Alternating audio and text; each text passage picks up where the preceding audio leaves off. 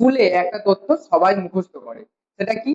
যে সবচেয়ে ক্ষুদ্রতম সংখ্যা, মৌলিক সংখ্যা ২, কিন্তু ১ নয় কেন?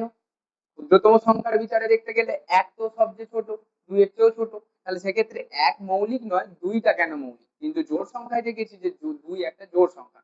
তাহলে এখানে ২ কে যৌগিক না বলে মৌলিক কেন বলা হচ্ছে? চলো দেখে নেওয়া যাক। প্রথম কথা হচ্ছে মৌলিক সংখ্যা কাকে বলে সেটা আগে জানাটা জরুরি।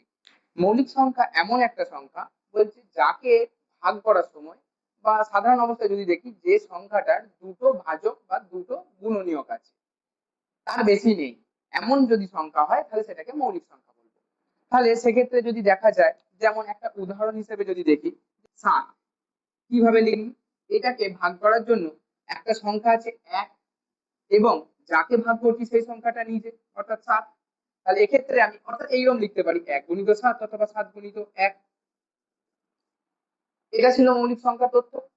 অর্থাৎ এখান থেকে আরেকটা কথা বলে দেওয়া যেতে পারে যে কি, যে সংখ্যাকে ভাঙলে শুধুমাত্র দুটো উৎপাদক পাওয়া যায়, এক হচ্ছে সংখ্যা 1 এবং দ্বিতীয়ত সে নিজেই, তখন তাকে মৌলিক সংখ্যা বলবো। কিন্তু এবার যদি একের জায়গায় দেখি, একের ক্ষেত্রে যদি দেখা যায় এককে যদি আমি ভাঙতে চাই, তাহলে এককে শুধুমাত্র আমি একবারই লিখতে পারবো, তাকে আর অন্যরকম দ্বিতীয় কোনো ভাবে লিখতে পারছি না। অর্থাৎ এখান থেকে বলতে পারি একের উৎপাদক বা একের ভাজক একটাই শুধুমাত্র। তাহলে সেক্ষেত্রে যখন আমার মৌলিক সংখ্যার যে ঘটনা, যেটা মৌলিক সংখ্যা কাকে বলে যদি জানতে চাই, সেক্ষেত্রে যেটা বলতে চাই যে সেটা কিন্তু এক ওই জায়গায় যেতে পারছে না, এক কিন্তু ওর সম্পূর্ণ শর্ত মানতে পারছে না, সেক্ষেত্রে এককে আমরা মৌলিক সংখ্যার দলে এই কারণেই ফেলছি না।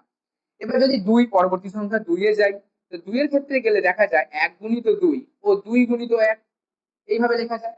আর এর চেয়ে বেশি একে লেখাও যায় না। তো সেই কারণেই একে আমরা ক্ষুদ্রতম মৌলিক সংখ্যা বলে থাকি। এর পাশাপাশি আরেকটা তথ্য, যৌগিক সংখ্যা কাকে বলে?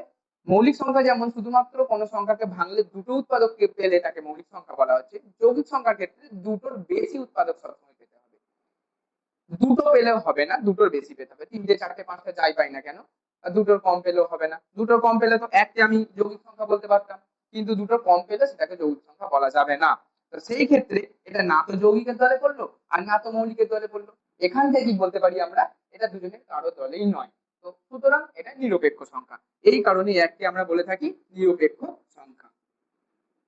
এই ছিল ভিডিও। যদি এখান থেকে নতুন কিছু শিখতে পারো তাহলে ভিডিওটা অবশ্যই শেয়ার করো আর চ্যানেলটা সাবস্ক্রাইব করে দিও।